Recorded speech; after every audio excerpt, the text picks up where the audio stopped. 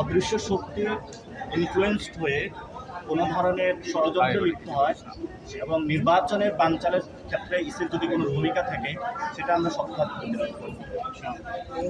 আইনিভাবে ওরা আগে এখন রাজনৈতিকভাবে মোকাবিলা করার বিষয়টা নিতে কিন্তু নির্বাচন কমিশনে আমি বলছি যে এটা জঙ্গলি কায়দায় চলছে, কারণ নির্বাচন কমিশনের প্রতীক পাওয়ার ক্ষেত্রেও কোনো নিয়ম নেই।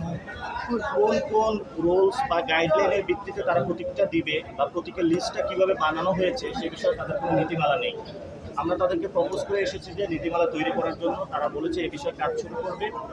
আমরা যখন আইনিভাবে লড়তে যাব, যখন কোথাও নীতি নাই, আইন নাই, তাহলে আপনি কীভাবে আইন দিয়ে লড়বেন? এবং নির্বাচন কমিশনের অধিকাংশ ক্ষেত্রেই তাদের মর্জি মাফিক, অর্থাৎ রাজা যেভাবে সিংহাসন চালায় উইদাউট এনি রুলস রেগুলেশন, তারা সেই জায়গাটা পরিচালনা করছে।